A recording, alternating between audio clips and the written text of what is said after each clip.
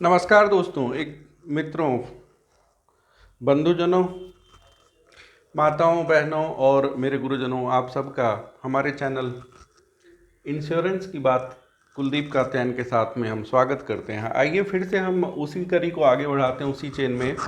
आज हम आपको बताने जा रहे हैं कि क्या हमें इंश्योरेंस कराना चाहिए, इंश्योरेंस की क्या ज़रूरत है, इंश्योरेंस होना चाहिए या नहीं।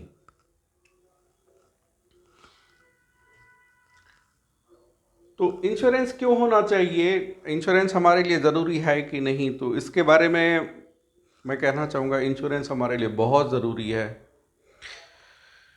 फ्रेंड्स, इंश्योरेंस हर किसी का होना चाहिए। आपकी आमदनी के आधार पे, जितनी आपकी आमदनी है उसके हिसाब से आपको इंश्योरेंस लेके रखना चाहिए।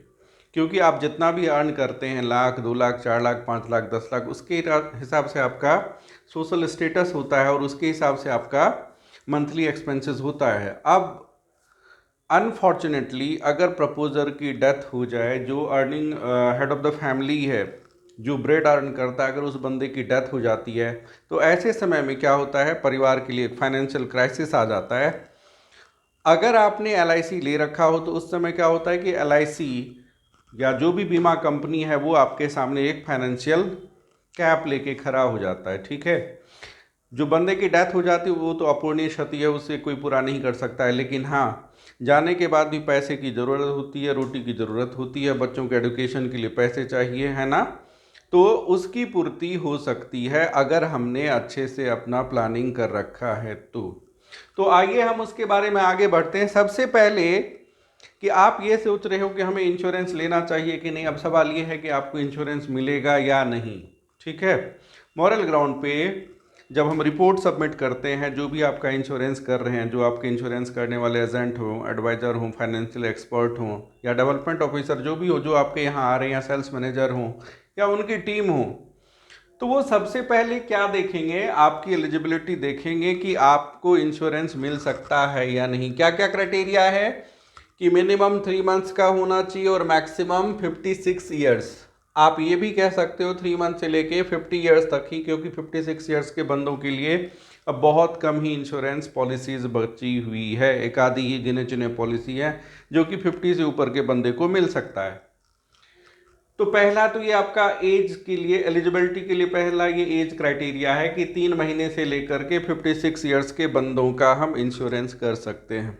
दूसरा पॉइंट है कि हम ये देखते हैं कि आप फिजिकली फिट हों, आप मेंटली फिट हों, आप सोशली फिट हों और फाइनेंशियली फिट हों। जो बंदा इन 4 क्राइटेरिया में फिट आता है, साउंड आता है, उसी को एलआईसी दी जाती है। कि उसमें किसी भी तरह का रोग बीमारी नहीं हो, वो उसका जो सोशल ट्रैक रिकॉर्ड है वो अच्छा होना चाहिए। मतलब है कि वो किसी आतंकवादी गतिविधि में या इस तरह से किसी ऐसे मामले में तो नहीं है, उस पर कोई केस वगैरह तो नहीं हुआ है। ठीक है, फिर मेंटली फिट हो, मेंटली डिसऑर्डर ना हो और फाइनेंशियली साउंड हो, क्योंकि फाइनेंशियली साउंड होगा तभी वो बंदा पे कर पाएगा। जब इन 4 स्केल को आप पार कर लोगे, जब इन 4 पैरामीटर आप पार कर लोगे और आपकी एज इनमें से कोई होगी 3 मंथ्स टू 56 ईयर्स, तो आपको इंश्योरेंस कंपनी इंश्योरेंस ऑफर कर सकता है। ठीक है, अब सवाल ये था कि हम इंश्योरेंस क्यों लेंगे। तो इंश्योरेंस हमें लेना चाहिए फाइनेंशियल सिक्योरिटी फॉर फैमिली की। हम अभी हैं, हमने अपने, हमारी जो भी अर्निंग है उसके हिसाब से अपने फैमिली का स्टेटस, बच्चे की पढ़ाई या अगर आप किराए पे रहते हो तो रेंट वगैरह, ये सारे खर्चे, डेली एक्सपेंसेस, दवाइयाँ, मेडिसिन्स, अगर माता पिता हैं तो उनके ऊपर भी कुछ ना कुछ खर्च होते हैं या उनकी भी ज़रूरतें होती है। तो ये सारी जो हमारी चीज़ें हैं, फैमिली की जो नीड्स हैं, उसको फुलफ़िल करने के लिए होना चाहिए।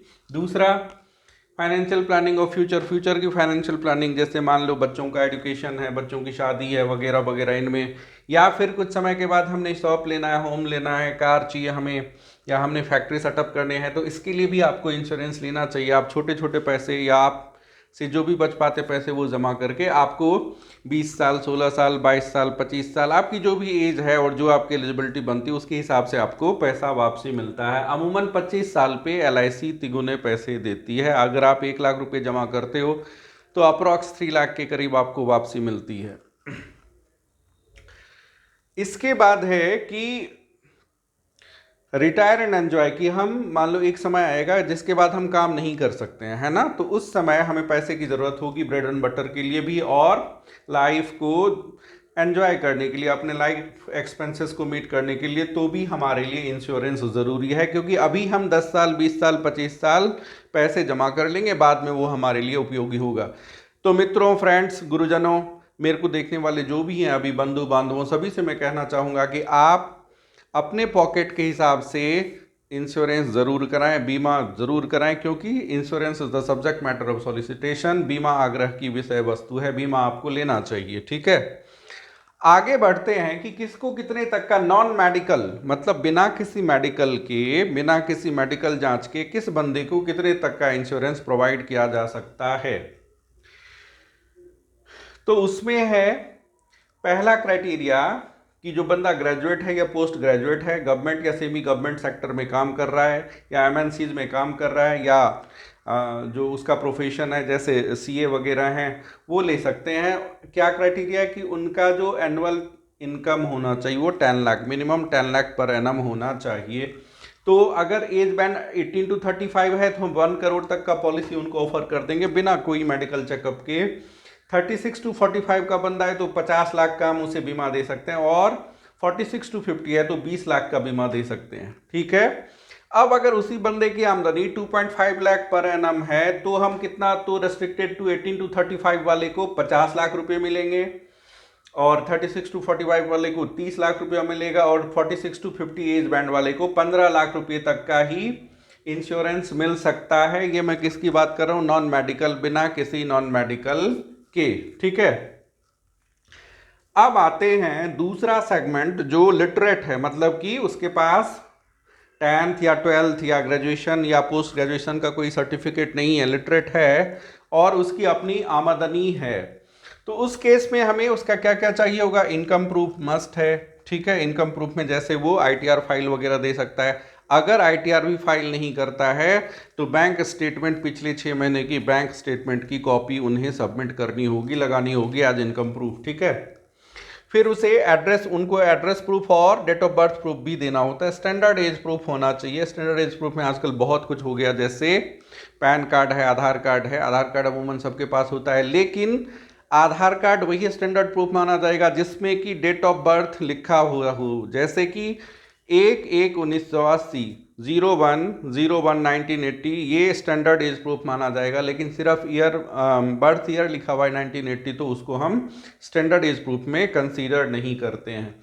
तो आप ध्यान रखिए, जब भी अपने बच्चों का या अपना आप आधार कार्ड बनाए तो उसमें डेट जरूर मेंशन करें, उसी को स्टैंडर्ड एज प्रूफ माना जाएगा, ठीक है। अब आगे बढ़ते हैं कि किसको कितना मिल सकता है। एज बैंड 18 to 35, 12 लाख रुपये अगर उसके पास वैलिड इनकम प्रूफ मिलता है हमें, तो 36 से 45 एज बैंड वाले को 8 लाख रुपए का देंगे, और 46 से 50 एज बैंड वाले को 5 लाख रुपए तक का इंश्योरेंस दिया जा सकता है। फ्रेंड्स, मित्रों, मेरे गुरुजनों, मेरे बंधु बांधवों, जो भी मेरे को देख रहे हैं, उन सब से मैं कहना चाह रहा हूँ कि अभी जो मैं डिस्कस कर रहा हूँ वो नॉन मेडिकल की बात कर रहा हूँ कि बिना मेडिकल किए हुए हम ऐसे बंदे को कितने का इंश्योरेंस दे सकते हैं, ठीक है। अब बात आती है 0 से 4 साल के बच्चे को अगर without premium waiver benefit rider लेगा तो 25 लाख तक का हम दे सकते हैं, और अगर वो विद प्रीमियम वेवर बेनिफिट लेता है तो हम उसे 50 लाख तक का इंश्योरेंस कवर दे सकते हैं, ठीक है। तो इसमें तीनों तरह की एज बैंड आएंगे, 0 to 4, 5 to 9 एंड 10 to 17। अब 0 to 4 वाले के लिए नॉन मेडिकल होगा 40 लाख रुपए तक का, 5 to 9 वाले के लिए 40 लाख तक का, और 10 to 17 वाले के लिए 15 लाख तक का नॉन मेडिकल दिया जा सकता है, ठीक है। बढ़ते हैं आगे।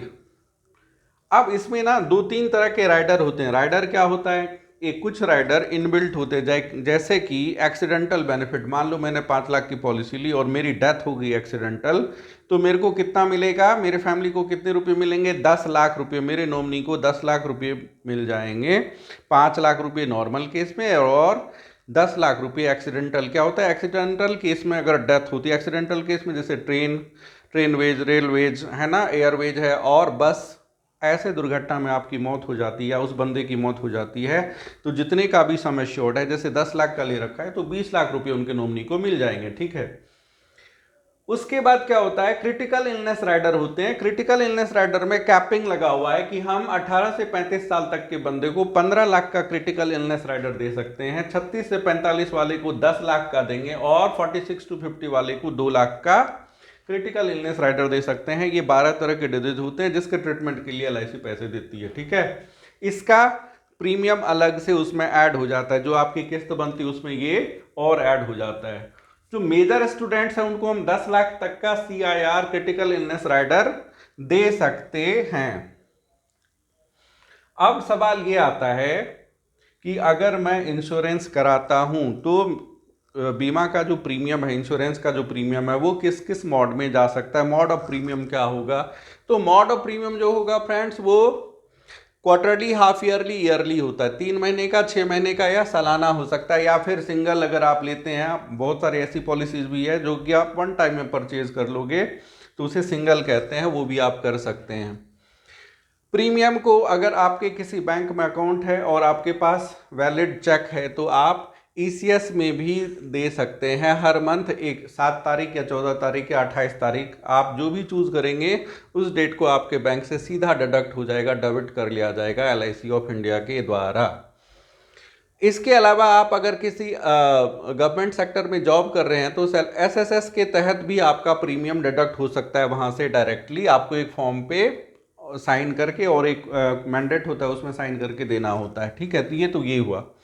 अब सवाल ये उठता है कि अगर किसी कारण से मैंने अपना प्रीमियम ड्यू डेट के अंदर जमा नहीं कराया तो क्या होता है। जैसे मान लीजिए 30 जून को, 30 जून को मेरी पॉलिसी की रिन्यूअल ड्यू है और मैंने 30 जून तक पे नहीं किया तो क्या होगा। उस केस में LIC आपको 29 डेज का ग्रेस पीरियड देती है कि अगर आप, मतलब है कि 30 जून से लेकर के और 28 जुलाई के बीच बीच अगर आप प्रीमियम पे कर देते हो तो आपको ना तो कोई उसमें इंटरेस्ट लगता है ना ही आपकी पॉलिसी लैप्स होती है। मतलब है कि उस पीरियड में अगर बंदे की डेथ हो जाए, ग्रेस पीरियड में अगर बंदे की डेथ हो जाए तो क्या क्लेम मिलेगा, यस मिलेगा और वो प्रीमियम डिडक्ट हो जाएगा।